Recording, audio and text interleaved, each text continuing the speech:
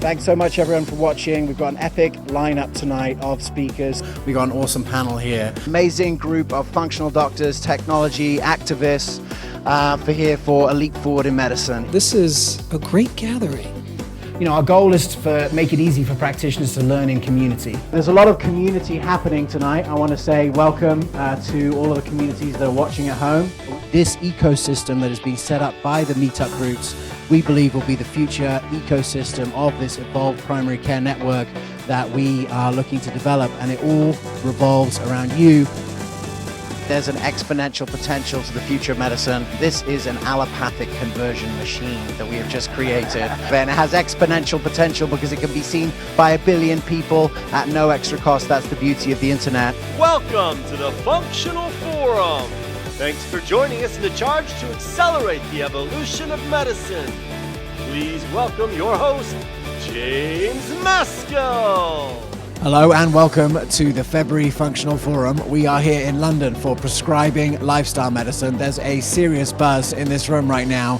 200 physicians coming here for the first Royal College of Physicians accredited course in lifestyle medicine. A lot of young doctors ready to check out the future of medicine. On the show today, we're going to hear some of the best bits from Dr. Rangan Chatterjee, Dr. Michael Ash, and Dr. Ayan Panja, who are the 3 presenters here at Prescribing Lifestyle Medicine.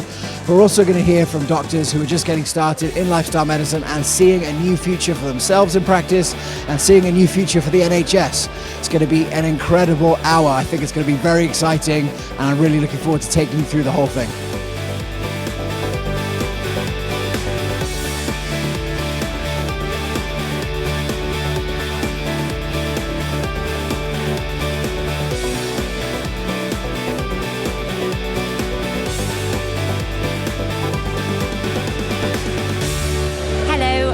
Dr. Saira Mian, and I'm talking to you from the Lifestyle Medicine Conference. And I'm very enthused. I hope you can sense that. It's honestly one of the best conferences I've been to. There's a real kind of feeling of momentum and buoyancy, and it's really genuine, and I hope I don't sound spurious because it's very truthful. One thing to pass on, there's numerous, I feel like I've learnt loads already, but I think there's this really fine balance between this harmony in accepting the complexity of things and also initiating things in a really beautifully simple way, and it's that harmony that I'm coming away with, because I think it can feel quite bewildering. We're learning a lot, and it's a very new discipline, and with anything that's new, it's daunting, but it's so exhilarating, and I feel that kind of exhilaration is really gonna power this movement. So we're really grateful to have this opportunity to be here, and we hope it continues. To kick us off, here's Dr. Ayan Panja. He is a GP delivering lifestyle and functional medicine in his practice every day. Here are some of the highlights of his opening talk. My name's Ayan Panja. I'm a GP in St Albans in Hertfordshire. I've been working for 15 years. Come April, I would have been 15 years as a GP partner in the NHS. I have been sort of working by instinct, really, on lifestyle medicine for many, many years, realising that a lot of what we do as practitioners doesn't really help a lot of our patients. And I think deep down, a lot of us as doctors realise this, and this is what spurned this course. What I'm going to do is just run over a kind of an overview of lifestyle medicine, so give you the principles and set the scene for why lifestyle medicine is really important. Lifestyle medicine is a branch of medicine dealing with research, prevention and treatment of disorders caused by lifestyle factors such as nutrition, physical inactivity and chronic stress. That one works quite well for me, and I don't want to get into arguments about what lifestyle medicine is, because there are lots of people in this room that have come from different backgrounds. So I can see people who've studied functional medicine. I can see people who work in integrated health. I can see people who work in the NHS. We're all trying to do the same thing, and I see it as a bunch of circles in a Venn diagram. There's a huge amount of overlap. It doesn't matter whether you're primary care, secondary care. We're all trying to do the same thing. We want people not to suffer, and we want them to feel better. And that, broadly speaking, is lifestyle medicine. It's really a public health term, but when it comes to the patient opposite you, you need to bring that public health to that individual to make targeted changes with their lifestyle that's going to make them feel better. So it does filter down to one person. Lifestyle medicine has been around for years. So I've got a quote up from Erasmus from 1520, prevention is better than cure. He wasn't a medic, very clever guy, philanthropist, philosopher. Then there's let food be thy medicine and medicine be thy food by the main man himself, Hippocrates. The subject of sleeplessness is once more under public discussion. The hurry and excitement of modern life is held to be responsible for much of the insomnia of which we hear, and most of the articles and letters are full of good advice to live more quietly and of platitudes concerning the harmfulness of rush and worry. The pity of it is that so many people are unable to follow this good advice and are obliged to lead a life of anxiety and high tension. That is from the BMJ, 1894 that's from. That just shows you that actually we've known about this for a while, but actually the culture shift has moved towards medication and interventions of other sorts. And the next slide is basically about lifestyle medicine now in 2018 and in the media. So I've got a couple of articles on Pulse, and then there's something in the Telegraph by Simon Stevens which says NHS should prescribe tango dancing in book clubs, not a pill for every ill. Then there's an article by Claire Gerarda from 2016 in Pulse, GPs need to start prescribing lifestyle medicine, which we are today. And then Asim Malhotra and some other commentators. The next slide is the medical versus lifestyle model. This is really the difference between what we are taught at medical school or nursing school in terms of how we approach health and disease. So the medical approach is very disease-specific and disease-orientated. We're forced to make a diagnosis. So someone comes in with symptoms, and we are constantly trying to give it a name. So someone comes in with, I don't know, pins and needles in their hands, and you sort of think, well, what could that be? And you're sort of generating a hypothesis. But generally, it's disease-orientated, and you want to give something a name. And it tends to go down this specialist route. So it starts with generalists, and then as things work or don't work, you go towards a more specialist approach. And it's based on similar treatments and protocols. So if you take a gynecology clinic, for example, this is a really good example of this model. So there are pathways for patients, whether it's recurrent miscarriage or early pregnancy scanning or cancers, and that will be subdivided into the types of cancer. So that's the sort of conventional medical model, and it's based on symptoms and screening for early detection of disease. Now, the lifestyle model, in a way, looks the other way. It's more sort of health-oriented and preventive. So it's looking for root causes of why someone has symptoms. It's not just waiting for disease to happen, because when it comes to non-communicable disease, that's not the case. There are reasons why those things happen. And guess what? Most of them are down to lifestyle. So what we're trying to do is look at those factors and trying to individualize them, look at biological systems that are affecting this individual, that are giving rise to symptoms, and messing around, if you like, with those biological symptoms using lifestyle tools. It's not just about diet and exercise. This is the next slide. Diet and exercise is sort of the lifeblood of lifestyle medicine, and if it was that straightforward, we'd all be well, eat a bit better and exercise a bit more. It doesn't work for everyone. And beyond food and movement, your mindset as a person, how you relax, how you switch off, what your sleep quality is like, what your environment is like. If you live next to the M1, you're going to have a lot of noise and you're not going to be able to sleep. So that's going to affect your lifestyle, and that will in turn affect your biological systems and your genetics.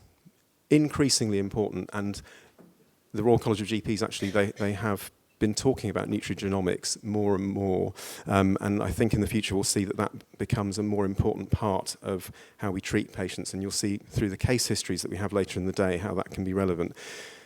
The other thing is that the other thing to get across to you is that list on the left on that slide directly affects the systems on the right.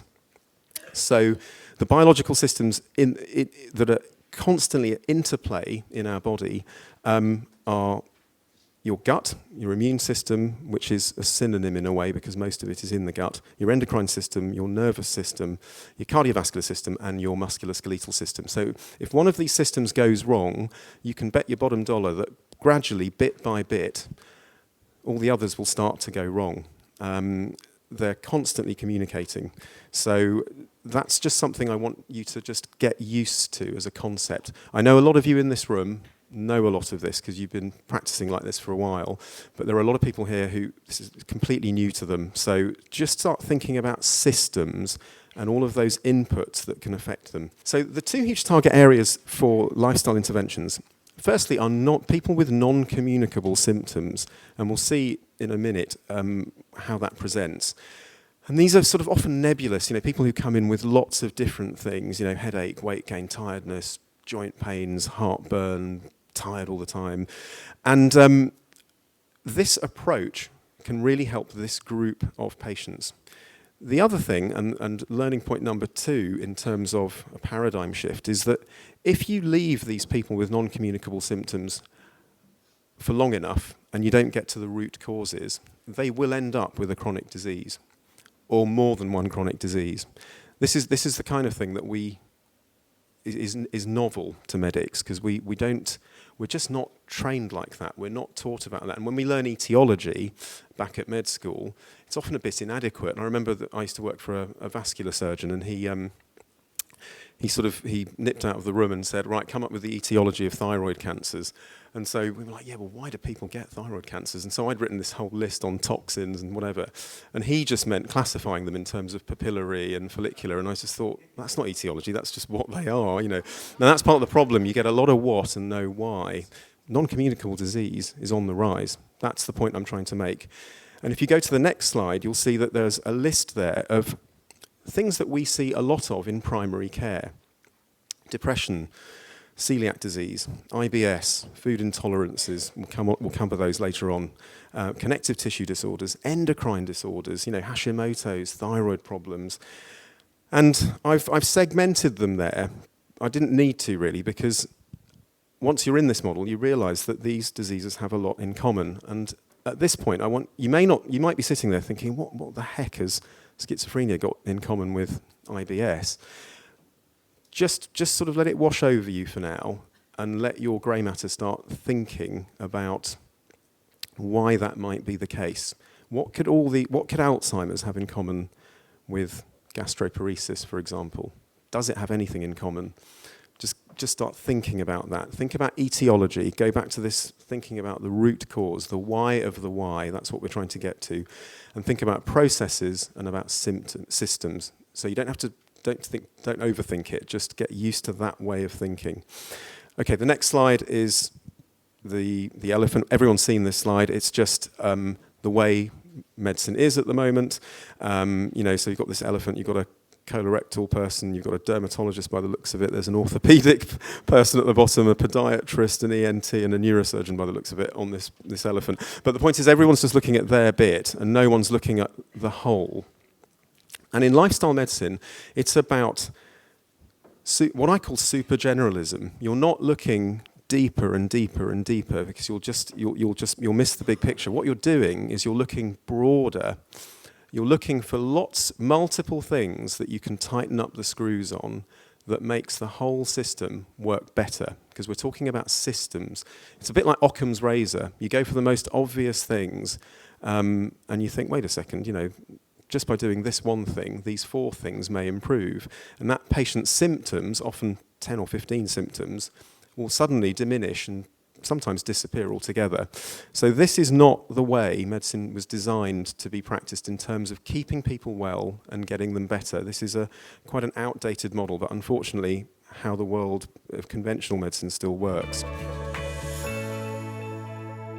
All right, the energy here is very, very exciting, and I'm here with Dr. Hazel Wallace, Instagram sensation, and Doctor as well. Doc, what's today been like for you? It's been really great. It's been really positive. I've learned a lot. I feel like there's an energy in the room amongst the doctors. Everyone's really, inspired about what we're learning today, and it's completely different to the conventional care model that we're used to, which is quite nice. Yeah, absolutely. You're sort of in and out of the model. Where do you see the future of, you're obviously inspiring a lot of people on social media. You've got a second book coming out. How do you see the future of yourself, balancing care versus that more sort of scaled up role? Well, I think the junior doctors now are starting to realize that we need to change things and that lifestyle intervention is 100% key, or we're never going to make any progress. So I see that shift already, but I think we've got a long way to go. But just seeing the amount of doctors here, GPs and other healthcare professionals just shows you that we are making movement. It's just slow, but I think the more of us that are talking about it, the more change we can make. So it's just creating that noise, I think, and getting people inspired and get people talking. And there's so many good doctors doing great things at the moment. Yeah, it's cool. You see, obviously Rangan's got his book, The Four Pillars. You've got your two books. Pretty interesting how books are kind of almost becoming a part of medicine, because if you see if people execute on that, that's like a long way towards getting better from a lot of these things. Yeah, I agree. I think the books create that space in between the scientific literature and then the mainstream kind of media. And it's that we're offering that science base, but through a way that's accessible and easy for anyone to pick up and read. There's small interventions that everyone can kind of put into their daily lives. We're not asking for people to make drastic changes to their lifestyles. It's just simple changes that they can do every day. How cool is it to hear? I'm sure people like message you on Instagram and say, hey, this has been super helpful, and I've seen it in the comments. Yeah, it's great, and it's incredible to see that people are saying that it's actually changing their lives and the things that they're doing. And like I said, it's small interventions, whether it's changing your diet, whether it's moving more, sleeping more, reducing stress levels, and getting that feedback almost instantly via Instagram or whether it's other social media. It's really inspiring and encourages me more, because you don't always get that feedback in practice. So it's really good to see that things are actually making changes. Absolutely. Well, I just want to say, like, from my perspective, being on the other side of the ocean, I see you as you were kind of like the first example, and Rupi, of really just taking the bulls by the horns, getting there early. This kind of medicine is going from being like the weird kids to the cool kids. And I really appreciate you playing that role in facilitating that transformation. So let's keep it going. Awesome. Definitely. All right, Dr. Hazel Wallace, check her out on Instagram, and let's get on with the show. All right, we are here for Prescribing Lifestyle Medicine. I'm here with Dr. Vinita Patel, has been doing this for a long time, and also a pediatrician, which is a rare combination. What's the energy like at this event compared to the last 7-10 years that you've been involved? Well, when I first started, I was very fringe. There were not many people doing this.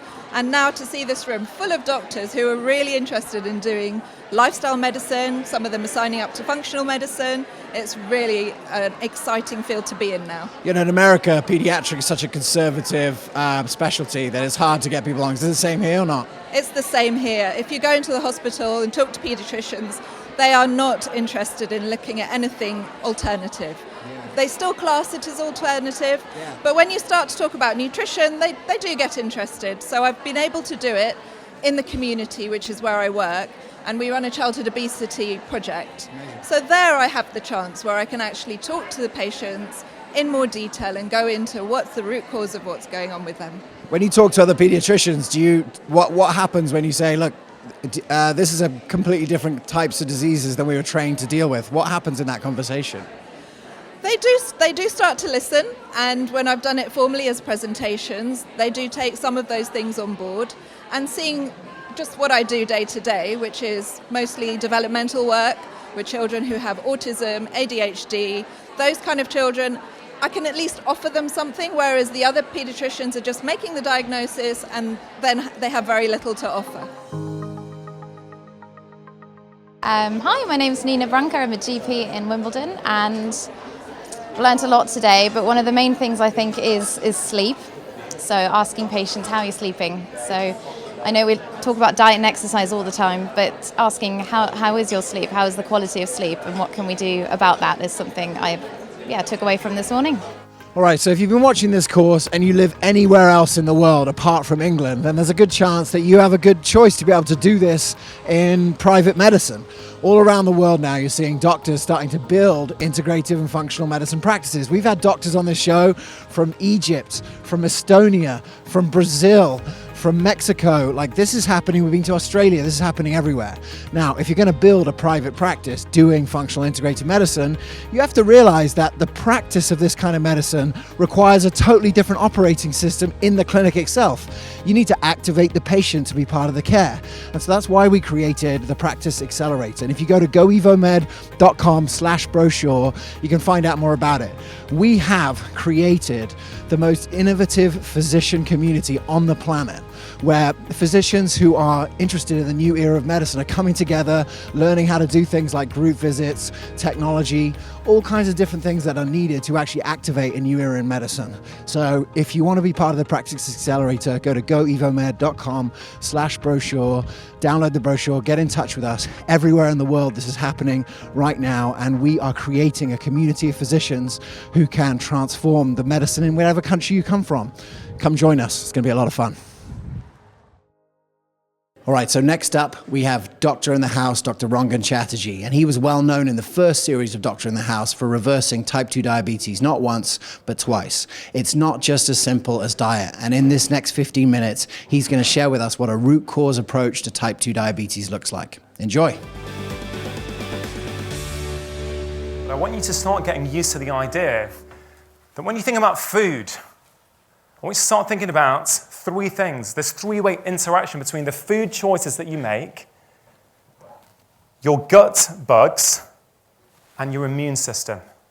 They are intimately linked, and there is bi-directional communication between all three of those. So far, so good? So this is very, very important. And this is a great graphical illustration of how the amount of gut bugs changes as you go through the human GI tract. Where you start in the stomach, you don't have many at all. As you go down through the small intestine, the numbers keep going up. And the bulk of those gut bugs are down here in the colon. So what causes type 2 diabetes? I think we're all in agreement that it's insulin resistance is the pathology that's going on behind type 2 diabetes. But what causes insulin resistance? And this is a brilliant paper from 2013. Have any of you heard of lipopolysaccharide? Yeah, a few of you. Let's just take a step back.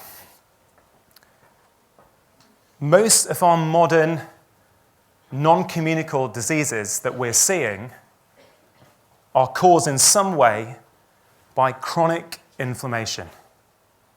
Okay, so very simply, acute inflammation, a good thing. Sprain your ankle, gets red, gets hot, gets swollen. Okay?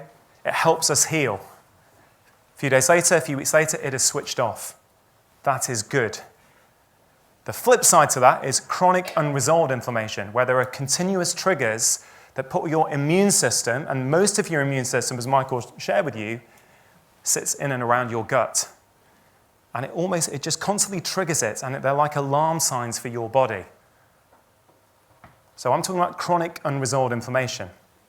The bulk of it comes from your gut, and lipopolysaccharide is likely the triggering agent for the majority of it. So what is lipopolysaccharide? Well, I'm talking about gut bugs. Right? So very simplistically, the bacteria that live in your gut, you've got gram-positive and gram-negative bacteria. And the gram-negative bacteria, on their coat, on their outer coating, they've got a component called lipopolysaccharide. If I was to get some lipopolysaccharide and inject it through your vein, you'd go into septic shock. Okay? That's how powerful it is. Now, the effects aren't quite as immediate and dramatic in your gut, but arguably long-term, they're very, very significant. And lipopolysaccharide is fine if it sits in your gut and doesn't come into your body. But the fact that our gut microbiomes are decimated compared to how they were means that actually there's an issue there where lipopolysaccharide is coming into the body and driving inflammation. And on a wider note, so this is why when we talk about food, many of you in here I know from interacting with on social media might be proponents of what is called a low-carb diet for type 2 diabetes. I've also had interactions, I know I can't see any of you, but I know it's always different seeing people than when you're interacting with them on Twitter. But I know that many of you also are not proponents of that approach, And the thing is, you can both be right. Because any diet that positively impacts your gut microbiome, right, and reduces lipopolysaccharide going into your body and triggering inflammation is likely to help you. Now, this is from 2013. I love this. About 75% of the food in the Western diet is of limited or no benefit to the microbiota in the lower gut. Remember, I said most of these, the microbiota just means the names of those gut bugs. The microbiome is the bugs plus their genome. Okay? So 75% has no value to our gut bugs. Most of it, comprised specifically of refined carbohydrates, is already absorbed in the upper part of your GI tract. And what eventually reaches the large intestine is of limited value, as it only contains small amounts of the minerals, vitamins, and nutrients necessary for maintenance of the microbiota. So just think about that for a minute. Because there's no doubt what is called a low-carb diet does seem to have therapeutic value for many of our patients. Is it that it's the carbs that have gone, or is it that the bulk of the junk food that we're now eating, right, are refined and processed carbs? So you cut those out, you improve the health of your gut microbiome, and you get better. I think it's that, but I would have given you a different viewpoint 5 years ago. This is how my thinking on this has evolved. Because you've got to recognize, and I know there's many low carbers here in the room, and I have utilized what is called a low carb diet. I personally don't like the term because I think we have demonized fat unfairly, and I think we run the risk of doing the same with another macronutrient. So I prefer to talk about the quality of food, but I have used what would be called that kind of approach. But you've got to recognize there are some people who are reversing type 2 diabetes using a low-fat diet. The Okinawans in Japan have got an 80% high-carb diet. They don't have diabetes. Right? So if it is just carbs, we cannot explain that. And if we have time, we'll touch on that later. I think it's very interesting. So I think it really comes down to the gut microbiome. A low-fat diet, the sort of plenty healthy, colorful, different plants, right, can have a very positive impact on the gut microbiome. A low-carb diet, when done well, can also, right? So instead of fighting about fat v carbs, I think there's more to it than this. I won't go through these. This is just reminding you, three-way interaction, food choices, gut bugs, immune system. Again, my take on food over sort of 16 and a half years in practice now is literally, it comes down to processing. And I think this clears up a lot of the macronutrient wars. There's a all good diets around the world which have been shown to be associated with healthy outcomes are minimally processed. Pretty much.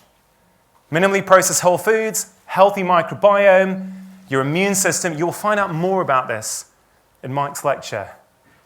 But once your immune system is working well in your gut, you switch off inflammation, right? And that has the downstream consequences on multiple different diseases. Contrast that with highly processed modern food, a disrupted microbiome, immune system completely unbalanced, sending out anti-inflammatory markers, anti-inflammatory cytokines around the body. I'd love to give you 2 hours on the science behind all of that, but it's all there. The science is all there, but we're not changing our therapeutic application with our patients. Low-grade inflammation and poor health. So I spoke a little bit there about what you were eating. What about when you're eating? Remember in Ayan's lecture, he spoke about the symptom web and then thinking about these 4 pillars and how, what, and when. Well, if you're thinking about food with your patients, think about when they're eating. So, Dr. Satyananda Panda, research scientist at the Salk Institute in California, he's been doing a ton of research on something called time-restricted feeding. This is from 2012. Now, this is in animals, and I will cover that in a second. And he showed that when you don't change what these animals ate, only when they ate, you significantly impacted obesity, fatty liver, high insulin levels, inflammation, and really importantly, the calories consumed were identical. The only change was the eating window. 2 years later, 2014, he shows again, if you can confine food access to 9 to 12 hours, well, let's just think about that for a minute. 12 hours. That's like having your breakfast at 8 a.m. and finishing dinner by 8 p.m. Pretty achievable for most of our patients, right? It ain't that hard for a lot of them. It can be used as a therapeutic intervention against obesity without, again, this paper talks about calorie restriction. I know many of us are proponents that, if we focus on the quality of our diet, we don't have to think about calories. That's certainly my own personal bias. I don't use calorie counting with my own patients. Again, if someone is using that and they're finding it useful, I have no problem with that. But it's not an approach I found useful. But it protects against metabolic diseases even when briefly interrupted at the weekends. So here's a beautiful graphic to illustrate it. Okay? You've got obese mice at the top. They're giving an obesogenic diet. And at the top, adult obese, and they can eat as much as they want, whenever they want. They become morbidly obese. Then their eating is time restricted. They stay obese, but they become fitter, just from changing their eating window. Then you've got lean mice. Again, given an even more obesogenic diet, ad libitum, those lean mice become obese, restrict their eating window, they become lean, fit mice. And then very finally, and this is where I think we've got application to the patients that we're seeing, you've got lean mice given an obesogenic diet on their work days in the week, time restricted, and at the weekend they can do what they want. It still has benefit. They're still lean, fit mice. It allows flexibility, right? So some of you might be asking, well, this is all great, but these are animals. Right, I get that. They are animal studies. And human trials are underway. And I got an email from Dr. Panda about 5 days ago or so saying, look, the difficulty in translating this to human trials has been funding. Who wants to fund this? Right? But they've got the funding from Europe, and these trials are underway. And he thinks in 2019 they're going to have human studies to publish.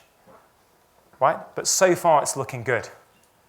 And I ask you, right, does it not intuitively make a little bit of sense with our circadian rhythms? Can you tell me how this could possibly be harmful for our patients to try as an intervention? Yeah, I don't have a randomized controlled trial to give you. Okay? Do I use it? Absolutely. And have I seen it help patients? Yeah. It's not for everyone. So I just want to show you there is science, and we've got to start thinking outside the box if we're going to help our patients. Was that quite clear? Yeah? This is something basically just shown that in the presence of melatonin, which is the hormone that we know helps us sleep, 30% of us have got a variant in the melatonin receptor, which means that we don't manage insulin properly. So think about that for a minute, and at the time-restricted feeding stuff I was telling you. When we should be sleeping with our melatonin levels high, we're not so good with insulin. Right? This is only from last year. It's really interesting. It all starts fitting together. There are many different forms of exercise that have been shown to be beneficial in insulin resistance. And a lot of you will already know this. We know that, as Ayan said, right, it's not inactivity. There's huge consequence. It accounts for 5% of global mortality, is a greater health risk than being overweight or obese. I think what we often neglect to talk to our patients about is muscle mass. So important in insulin resistance. The more lean muscle mass you've got, the more storage capacity you've got, the more insulin receptors you've got. And this is an observational study, but there's plenty out there showing that, that basically higher muscle mass is associated with better insulin sensitivity. So it's just when we're talking about our patients about what they should be doing, we need to be very specific. And I'll show you that in the case studies. Exercise snacks. You've got your own exercise snack in as you move floor. And that was all intentional, of course. We made the whole thing up about the problems we're having. But this is a great study, a very recent study showing dosing exercises, brief, intense exercise snacks before main meals is a time-efficient and effective approach to improve glycemic control in individuals with insulin resistance. If you have not read this paper, read it. It's brilliant. to your patients who haven't got time to go to the gym, right? They don't have the money. Actually, some of you will know I've got something called a 5-minute kitchen workout, and I do that with my patients, and I explain how they can do it, and I get them into that habit so that every time at dinner, they're knocking out 2 or 3 minutes of a workout in their kitchen. Because, this is a side note, but I've never been satisfied as a doctor giving patients advice, and they come back and they say to me, I couldn't do it, I've not done it. I'm not of the opinion that, they're not doing it, they're lazy. My opinion is I need to do a better job at giving them something that they can do. Right? And that's the challenge for all of us, particularly in compressed time windows in consultations. The challenge is, can we give them something that's relevant to them and they feel they can do? And again, this is sitting versus standing, and how saying, if you're sitting all day and you go to the gym in the evening, great, but actually breaking sitting with standing throughout the day may promote better glycemic control. That's remarkable. Can we outdo the effects of sitting all day by going to the gym? A lot of research is saying we probably can't, so we need to factor that in when we're seeing our patients. Sleep. Critical. I love this quote from the sleep researcher. If sleep does not serve an absolutely vital function, then it's the biggest mistake the evolutionary process has ever made. How many of you slept well last night? Not that many. I didn't, unfortunately. Again, this is another animal study, and we're going to further this understanding later in Mike's talk, but we can know that chronic sleep deprivation, which is endemic with our patients, it's endemic in modern society, increases gut permeability, it increases gut-driven inflammation, it increases visceral fat, leptin levels, the satiety and hunger hormones, and ghrelin, and it increases insulin resistance just from not sleeping. So if you're talking to your type 2 diabetic patients just about their diet, you're missing big pieces of the puzzle. And the way we're going to get them to prioritize sleep is if we prioritize it when we're talking to them. What happens when you don't sleep? Obstructive sleep apnea, short sleep duration, circadian misalignment. Think about how many shift workers there are in society now. What does it do? This changes your biology, right? This changes sympathetic nervous system activation, increases levels of catecholamines. The HPA axis increases levels of cortisol. Oxidative stress and reactive oxygen species, you're going to hear more about that with Mike. Inflammation, IL-6, TNF-alpha, changes in adipokines like leptin and adiponectin. Do we have a drug that does all that? Does anyone know a drug that does all that? Right.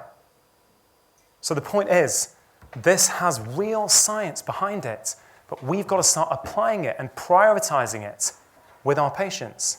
This is showing that sleep can be a treatment, and it can also help prevent things, okay?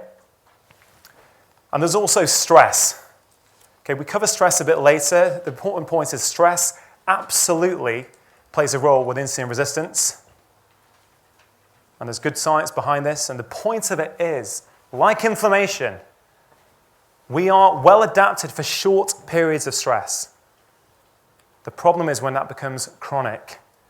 And stress comes in all manner of forms these days. To-do lists, emails, social media, go, go, go. No work-life balance. Who checks emails at the weekend? Work emails.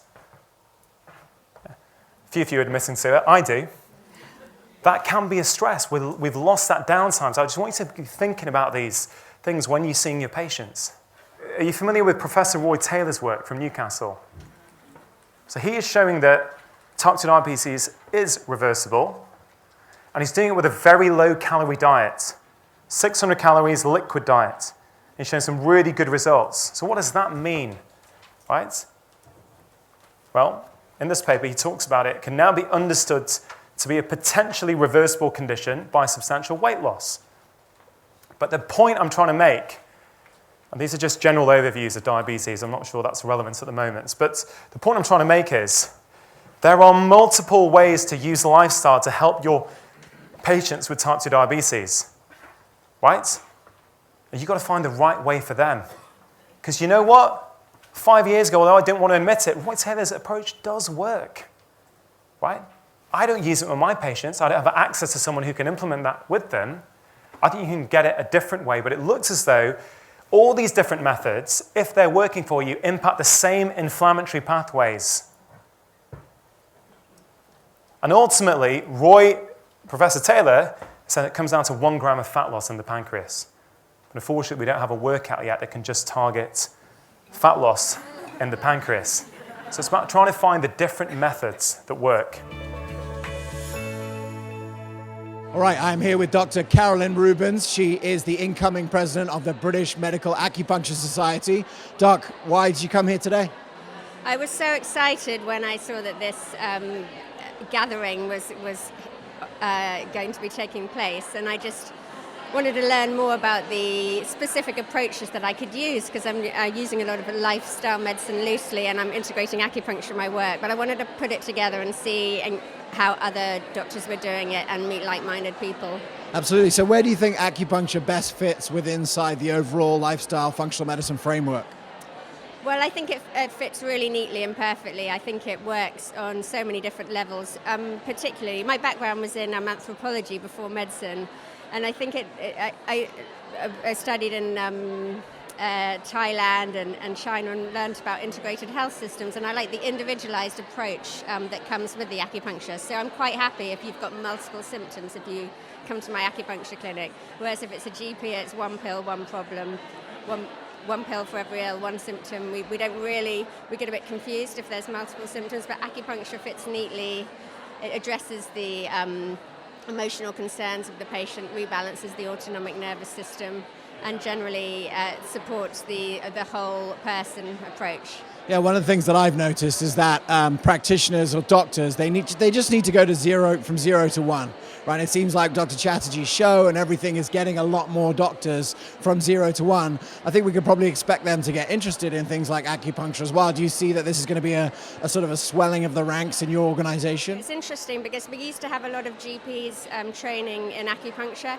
They're less and less so because they're so busy, so we're training all regulated healthcare professionals now. But I think now with this lifestyle medicine coming in and people really understanding we need an alternative, particularly to prescribing pain medication, acupuncture has got such a strong role for being used instead of medication. So certainly the younger generation of GPs seem to be really, really interested in acupuncture. Absolutely. Well, you heard it here first. British Medical Acupuncture, alive and well. Congratulations on the work. I think this is going to lead to something very special. And check out the next segment. Hi, my name's Dr. Riley. I'm a GP registrar from Manchester. I found this course really valuable. I think we've all seen patients with multiple problems where we've done blood tests, we've tried a few tablets and nothing seems to work. You're not satisfied, the patient's not satisfied. And I think what I would say to anyone thinking of coming on this course is the trail doesn't have to go cold there. There are other options to explore, and this course has given me the education and the tools to think about that and some ways to assess patients and actually make some interventions that can make a difference. All right, if you've been following the Functional Forum for a while and you came with us to Guernsey last year, you recognise Dr. Rupy here. He's got a new book called The Doctor's Kitchen. He is an Instagram sensation. And Doc, it's great to have you. Isn't it awesome to see so many doctors coming out for this event? It's incredible, mate. I'm so inspired by the fact that we've got over 150 people that have come here to dedicate their Saturday to learn about functional medicine, to learn about how we can actually elevate the conversation that we have with patients. It's amazing, and that's largely down to people like yourself and people like Rangan, Ayan and Michael pushing this movement. Absolutely, yeah.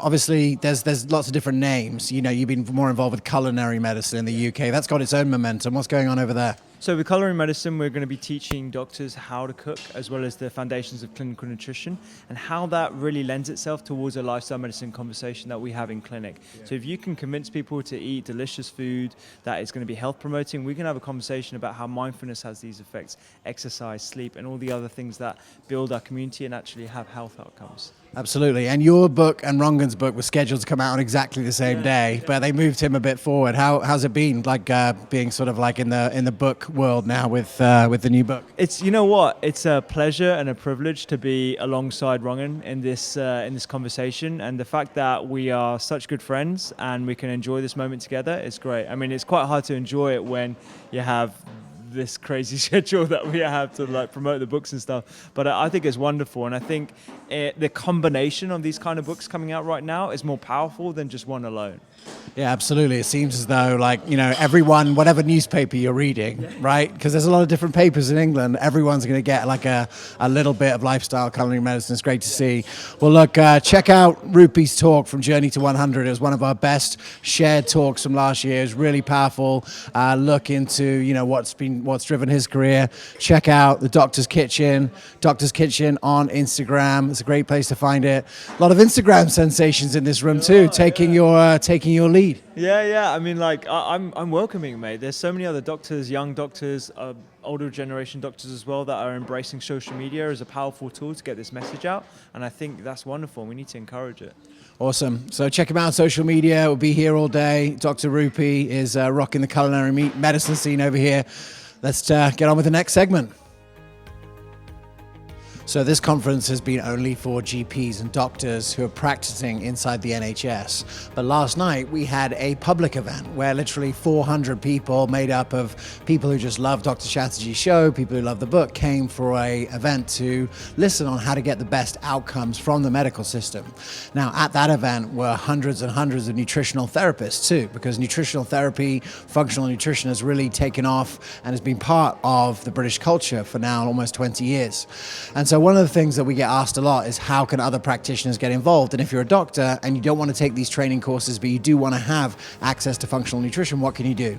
And so we're really excited to continue our partnership with Andrea Nakayama and Functional Nutrition Lab. She has been creating education for health coaches and non-medical professionals like nurses and people who can't prescribe medication to be able to understand functional nutrition and how to be able to work with doctors who understand it. So Functional Nutrition Lab has an incredible field guide to functional nutrition. And if you go to goevomed.com/FNL, you can see the link below here. You can get that field guide for nutrition for free. And Andrea has been training practitioners for almost a decade. And we need scalable education organizations, and we need the army of these type of practitioners in order to make a bigger difference. So check it out below. If you're watching this and you want to get involved, you want to get educated, you need to learn the functional medicine operating system, and that's what you can do at the Functional Nutrition Lab. Check it out.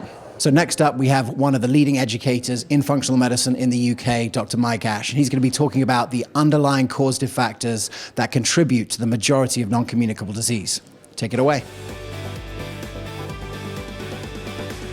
So I'm going to try to provide some sort of interface between why these things work and why they may not work, because there's a great tendency to think of delivering care through protocol structures. It makes sense. It's much easier to kind of learn, if someone presents with X, I give them Y.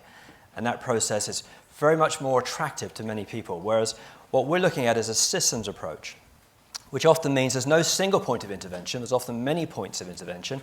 And one of the challenges for everybody looking after people who are ill is trying to work out what is the best point of intervention for the least resistance in order to get the fastest possible outcome of improvement. To do that, there's a degree of understanding that I'm going to try and tease out, crushing 3 years of training into the next 40 minutes.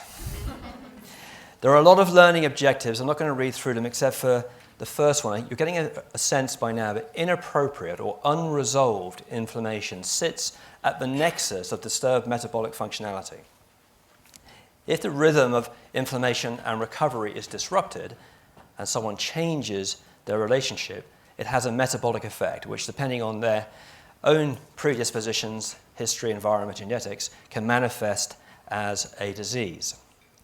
Now, at the end of the day, you're not going to be given an exam, but these are some of the questions, of course, that are the best, worst answers ever received in an exam. Now, most people remember homeostasis is a principle in which we are perceiving we're enjoying some degree of cellular and metabolic health. So the question is, what is the definition of homeostasis? And the worst answer was someone who stays at home and does not move very much. And to a large extent, there is a truth in the people that we see don't move very much. And therefore, their homeostatic balance has been reset to a new level, which, as you'll learn, is really creating an inflammatory milieu, that is, an environment that's easily triggered. So Thomas Merton says that happiness is not a matter of intensity, but of balance and order, rhythm and harmony. If we swapped happiness for inflammation, that gives us a sense of the flow, the communication or the dialogue that takes place. And if we're unable to manufacture appropriate anti-inflammatory responses, the reset position, the new dynamic, leads to persistent cellular and metabolic dysfunction in the person that we're looking after. Inflammation is extensively written about in multiple journals, and depending on your time frame, we've picked out what we think are probably some of the most contemporaneous ones, that if you feel the enthusiasm is still with you at the end of the day, then you can read these in your own time. But there are many different layers, and I'm going to give you a very nutritionally orientated process working through different systems. And why am I going to do that? Well, first of all, nutrition is a tool that pretty much everybody understands exists, but most people don't know how to use it properly, and certainly most of your patients don't know how to use it properly. And so we're going to give you a sort of a lift up, a skill set that you can leave with today to learn how to use this, because there are multiple reasons why somebody's inflammatory response may become disruptive or overactive, from sterile inflammation due to local cellular damage, autoantigenic stimulation, and in particular a disturbance within the ecology of the organisms that reside within your GI tract. Now, Rangan has given you a clue that the loss of diversity induces a change in capability or functionality. Everybody that you see, everybody in this room, has less diverse bacterial species than your parents, and certainly less so than your grandparents. Every generation going forward, we're seeing less capacity to absorb challenge in the microbial teamwork that you have in your gut because of a loss of diversity. And naturally, as we age, we become more inflammatory. To try and pull all of this together, there's a great quote from Dr. Solomon, which is that clinicians need to become more comfortable with the untidy methodological pluralism which is developing in medicine and part of what today is about, rather than thinking along the evidence-based medicine routine. Because knowledge derived from populations remains informative for clinical decision-making, but should no longer be unconditionally preferred. How do we personalize the translational impact of a lifestyle change to somebody who's sitting across the table from you, often frightened, fearful, and generally very poor at remembering most of what you say? So underlying the systems web and the personal profile and the prescription that you're being described today, there are 7 core clinical imbalances to do with defense, energy, assimilation, biotransformation, and so on. And I'm going to give you a very short little overview of each section, but I'm going to concentrate a lot on the immune elements that tie all of these together. There is a constant thread throughout of a series of changes, and there are 3 principal mechanisms that cover all of the non-communicable and many of the acute diseases that you see, which is that there are an infinite number of challenges an individual can experience for which it will result in oxidative stress, inflammation, and immune dysfunction, which should self-correct. But the people that we're seeing are not self-correcting. And there's a limited number of responses which manifest as a range of illnesses and diseases. And if you leave today thinking, what can I do? There's 2 questions I think are really helpful to ask yourself when you're listening to somebody tell you what their problems are. The first is, does this person need to be rid of something? Do they need to take something out of their diet, out of their life, out of their relationship? Is there something they need to take away to help them to feel better? And do they have an unmet need? Is there something that they need to add to their life to improve their health and their well-being? And then if you can think of what they are, often the simplest thing to do is to assign one mutually agreed intervention to start with. So whilst you've had some case histories where there's been a number of things going on, in the time frame that you have allocated, even delivering one intervention that's accepted and acknowledged and taken on board, if you choose it correctly by understanding where in the systems you wish to target, you can still provide a significant improvement. And so I was asked to give a single sentence to describe all of this a few years ago, which is identifying the best target for a heterogeneous collection of patients, that diverse group of people in your waiting room, in whom there's a wide range of diverse immunopathogenic mechanisms are activated, requires multi-layered, iterative strategies to get safe, effective outcomes. One intervention is not going to fix a problem, but one intervention can shift the problem, can shift the dynamic, can change that homeostatic set point in order that the next one becomes cumulative, and then we have that threshold event where after a while they become self-engaging and self-empowered. And if we don't start making our patients self-empowered, this country will be bankrupt. The cost of type 2 diabetes alone is going to cost 2.5% of GDP by 2040. That's just one NCD. We have to get people to take personal responsibility without blaming, engaging, and encouraging to do so. Back in 1933, Walesa said for dysbiosis, which just means a change in the normal relationship between the bacterial species in the gut and the host, cannot be cut out of a structure of life for independent treatment, nor can eubiosis, which is a stable, healthy bacterial mix in the gut, be treated intelligently except in its totality, its all-embracing oneness. That is the wholeness, the entire environmental impact that takes place within that individual. René Dubois, 50 years ago, said that microbial contributions to health often only become apparent when they're disrupted. When someone becomes unwell and you restore it, do you begin to appreciate the value of a balanced bacteria in the gut in terms of health. Right up to today, in fact, just 10 days ago, in the BMJ, the role of the gut microbiome in systemic inflammatory disease. This is not a new subject, but it's a new way of understanding it in order to translate this into something that gives credibility to your thought process.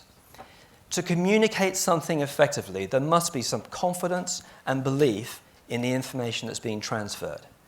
Everybody in this room is intellectually expecting to be reassured by the application of what they do. And that message is immediately translated to the recipient. If you have no confidence, if you have no trust in what you're doing, it won't work. There must be that dialogue that comes from an inherent belief that you're giving information that is valid, safe, and effective.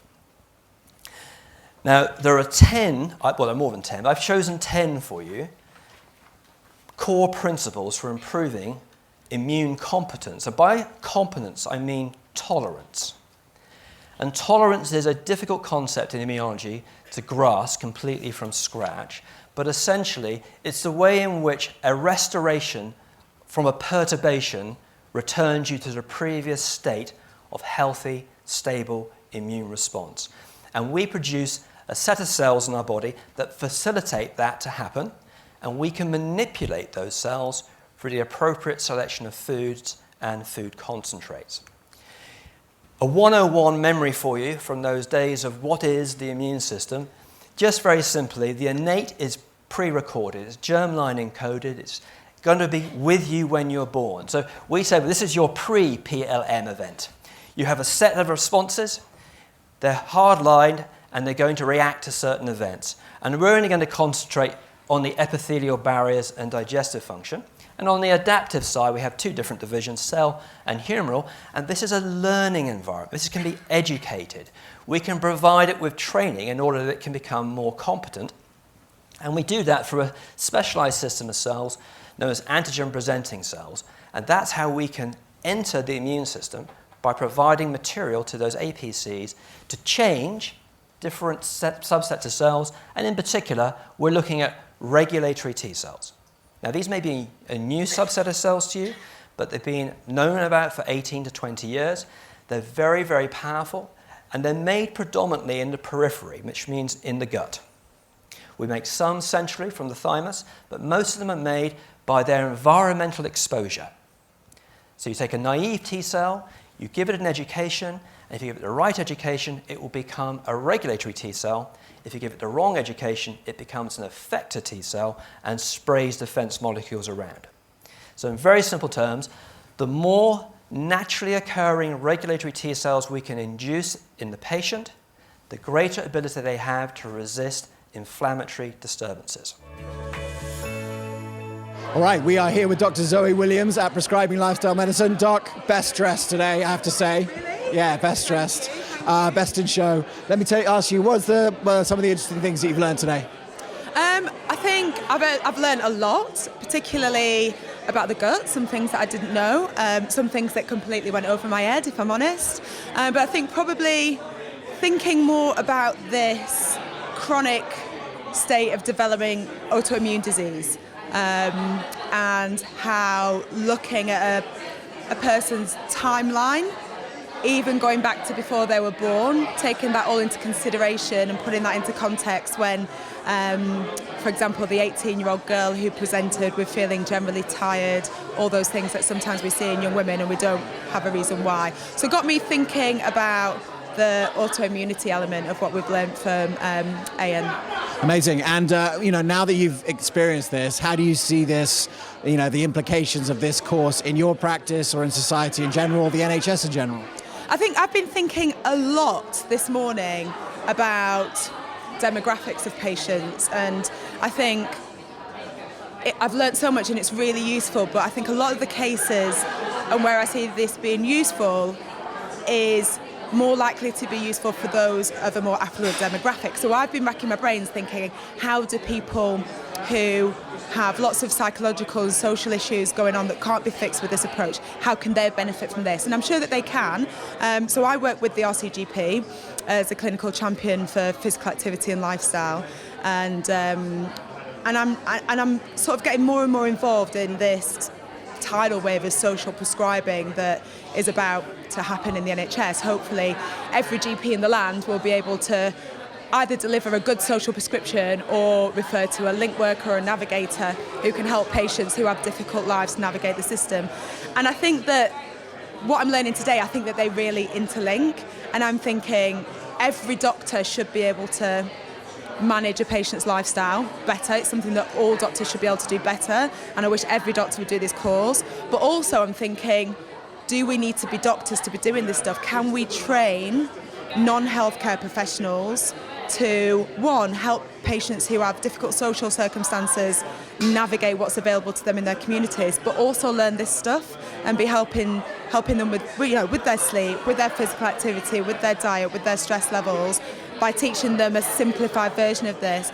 I think a lot of the slides that I've seen are very scientific and really interesting, but they can be boiled down to very simple messages, such as each one of us will benefit from different lifestyle changes, and how we find out what those lifestyle changes are. There are different techniques to finding it out. Also thinking about sleep, and it's not just how much you sleep, it's the quality of your sleep, it's the timing of your sleep. So there are hundreds, if not thousands, of different lifestyle changes, and maybe if every single person could just manage to nail 20, then their lives would be better. And perhaps we don't need to be doctors to helping patients achieve that.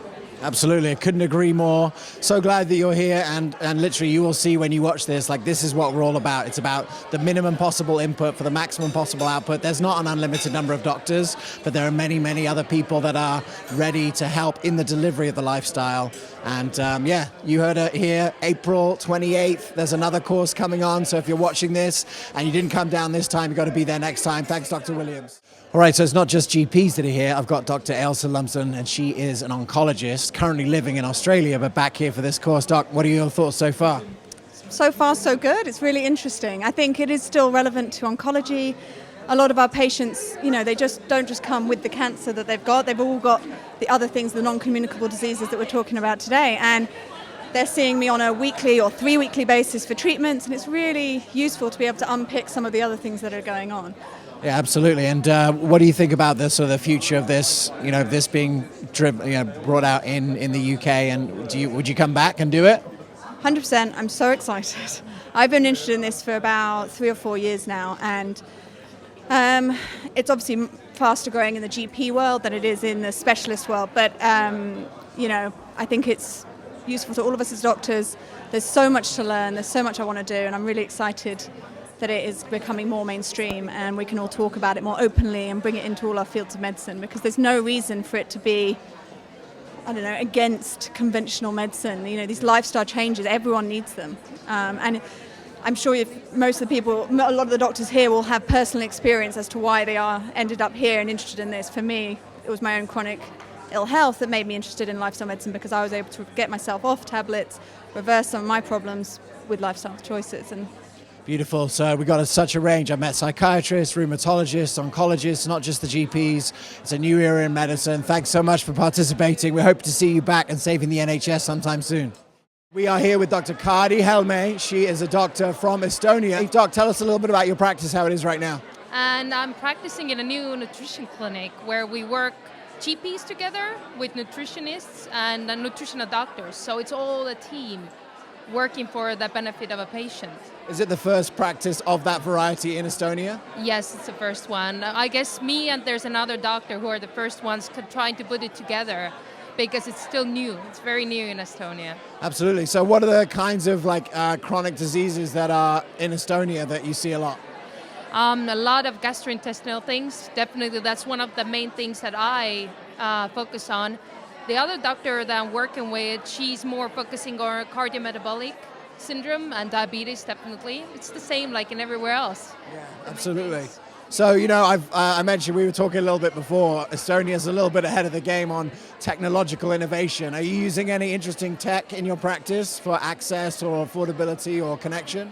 So the GPs in Estonia have, I would say, a program that we use where we enter all the information into computer, and all the GPs can see it, and we also send it to a kind of a network where every other doctor could see what we have been prescribing, what are the symptoms, and what we decided to do. So it's all in common. Every doctor that the patient will see later will see the information that we wrote. And we also have this e-digital recipes, so we prescriptions. So when we prescribe something, then we don't pull a paper anymore. So what we do is that we just send it in via system. That's amazing. Look, I've said before, in Estonia, they're way ahead of every other country in actually running the government with technology. So I'm not surprised that you guys are doing it better. What's it like to come and see the energy of this event and see all these young doctors coming out for a new era in medicine? Yeah, it's incredible. There's the one thing when you work on the field in Estonia, you're the only one, or there are 2 or 3 people who are actually on having the same idea about how the body works. So if I come here, it feels like home, Everybody's in the same vibe. So I love it. So can we hope for a functional forum meetup group in Estonia in 2018? Absolutely. I would love to be part of that. All right, field trip to Estonia. Everyone's invited. It's going to be an incredible year. So there is so much excitement. You can hear it behind us. I'm here with the guy who kicked off the conference, Dr. Ayan Panja. He is spending more time than most in the NHS. So Ayan, how exciting is it to see just so much energy here today? Unbelievable. I mean, we were nervous that people may not turn up. People are busy. It's on a Saturday. Look at this. I mean, we have got a room full of talent. We've got a room full of people that want to make change through lifestyle medicine. Beyond my wildest dreams. This has been great so far. So you're doing most of this in the GP setting every day. What are some tips in the way that you've been able to do it not in private practice and in day-to-day practice in the NHS? I think the thing is to try and make sure that you're looking at the person as a whole, looking at why they've got symptoms. The conventional medical model is about symptoms, and actually those symptoms relate to biological systems. So as a doctor that's sat opposite a patient who's broken and is not working or functioning properly, you have to try and look at factors that are in their life that you can mess around with, what they're eating, how they're sleeping, how they're exercising. Very simple things that can have a massive effect on their symptoms. And that's all this is. One of the things I've been really excited to see is how Rangan's book actually fits into what you're talking about. I mean, it's almost like a manual for the lifestyle delivery. Nice to have those kind of assets available, and then you could give them Rupi's book for cooking. I mean, there's content that's scalable, right? And this is actually kind of medicine, right? That's exactly right. I mean, Rangan's 4 pillars, absolute genius. Rupi is teaching culinary medicine. I mean, there is a massive sea change. And these off-the-shelf kind of packages, you know, like the 4 pillars, for example, everyone should know about them, because if everyone did them, we'd all feel better. And that's what this is all about. Absolutely. So, Jeremy Hunt, if you're watching, order a few copies, give it out to everyone for free. That's the future of medicine right there. My name is Dr. Sunil Menon. I'm a practicing physician in India. I work in a charitable hospital that basically looks after patients from a rural area. Back home in India, we do know a little bit of lifestyle medicine. It's been there, practiced a long time ago in Ayurveda. But unfortunately, today conventional medicine has taken over, and people have moved on to coming for help in hospitals where conventional medicine is practiced. But coming here, I realized that lifestyle medicine works, and what the ancients in India have been saying a long time ago is actually true. The way you live, the way you eat, how stressed you are, the food sources, the nutrients in them, and after all, the gut-brain axis and the microbiome.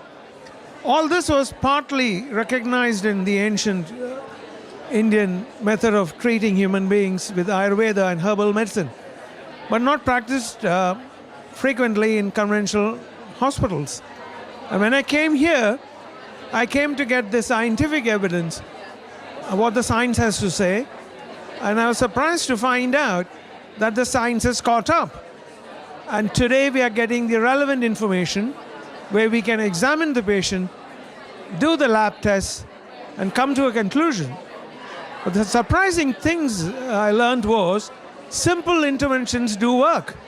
And you don't have high-tech medicine to be practiced to give relief to the patient. And preventable medicine is the future of medicine tomorrow. And I'm extremely happy to be here and get convinced that what the ancients in India said was really true. Thank you. I've been going to functional medicine courses for the last 10 years, and this has been by far the most inspiring and well put together course that I've ever seen. The energy in the room has been incredible, and for someone who grew up in the UK, it's amazing to see just how much the energy is moving forward in this country.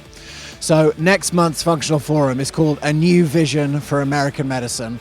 But while I'm here in front of the Houses of Parliament, I want to give a new vision for the NHS. And this video is directed at you, Jeremy Hunt, head of the NHS, Secretary for Health. We have a serious problem. If you heard it here today, you know, we have a serious problem with non-communicable disease here in the UK and in the NHS. And so what I want to share with you today is my vision for how we could deal with this in the most effective way. You know, we have 200 doctors here. There's probably 300 or 400 doctors in the country now who are capable of doing root cause resolution medicine. There's going to be another event coming up soon, but we're building the ranks. But in the meantime, there's also thousands and thousands of nutritional therapists that have been training for a long time to be able to deliver on the lifestyle medicine at a fraction of the cost of these doctors. So here's my vision. Just give us one disease type. Let's start with type 2 diabetes. As Mike Ash said earlier, by 2040, if we don't move in a different direction, it's going to cost 2.5% of GDP, one disease type. We're moving to an American situation where, you know, in America today, 20% of GDP is going to medicine. It's not sustainable. So here's what I reckon. We are going to use the integrative functional medicine community to be able to deliver on type 2 diabetes. So the first layer of care that we're going to provide is data, so that we can show you that this is working. And we're going to get people off metformin. We're going to reduce the costs of drugs. You know that these patients are taking up a disproportionate amount of the budget of the NHS because they're on drugs for a long period of time. So we're going to put a nutritional therapist in everyone's pocket. We're going to be able to create a structure where the lifestyle part of this medicine is delivered through telemedicine with nutritional therapists and practitioners, helping to instigate exactly what you've seen today. And then for those patients who aren't making progress, and we know that they're not making progress because we're getting the data to be able to see what's going on, then and only then do we take them to one of these chronic disease root cause resolution specialists. This is a way to be able to use the most effective practitioners at the least cost, the least costly, the least invasive interventions first, and then working up towards the doctor. We don't have an unlimited amount of time of doctor hours, but there are other practitioners who are ready to work. This can save the NHS. We're going to start with type 2 diabetes, and then we can move on to autoimmune diseases like Crohn's, colitis, and those diseases that have the most expensive drugs. So if you're listening to this, Jeremy Hunt, Rangan, Ayan, myself, and Mike, we'd love to meet you for coffee. We'd love to take you out and talk to you about how we can use lifestyle medicine, functional medicine to save the NHS. It's about time. Look, in America, doctors don't care. They leave the system, they hang their shingle, and they do their own thing. These doctors in this room, they don't want to step out of the NHS because they care about saving it.